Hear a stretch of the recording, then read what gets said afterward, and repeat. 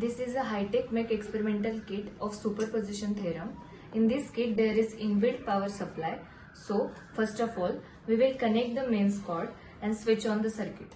The superposition theorem states that any linear circuit with more than one power source can be analyzed by summing the currents and voltages from each individual power source.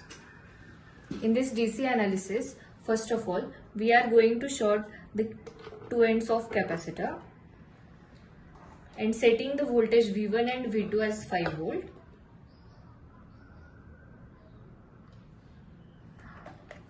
Now we are setting V2 as 5 volt.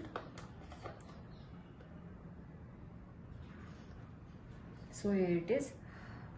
Now we are going to measure the current flowing through Z3, that is total current.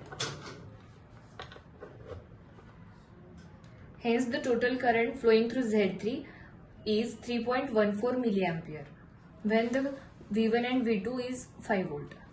Now the second step is we are going to short V1 and supplying 5 volt voltage to the V2 and going to measure the current flowing through the Z3, that is I2 is equals to 1.68 milliampere.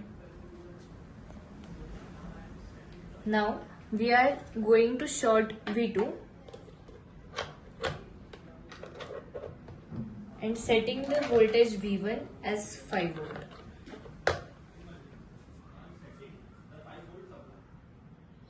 Now the current flowing through Z3, that is I1 is equals to 1.71 milliampere.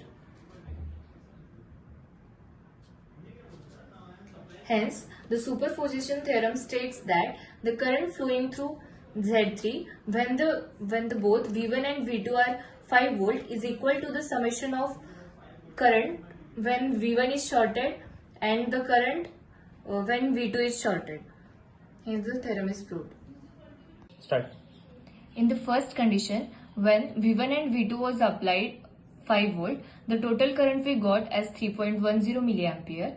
In second condition, when the V2 was shorted, the current flowing through Z3, that is I1, got as 1.71 milliampere. In third condition, when V1 was shorted, current flowing through Z3, we got as I2 is equals to 1.68 milliampere. Hence, the summation of I1 and I2 got as 3.3 milliampere theoretically, which is approximately equals to the total current we calculated practically flowing through Z3, that is 3.10 milliampere. Hence, the superposition theorem is proved.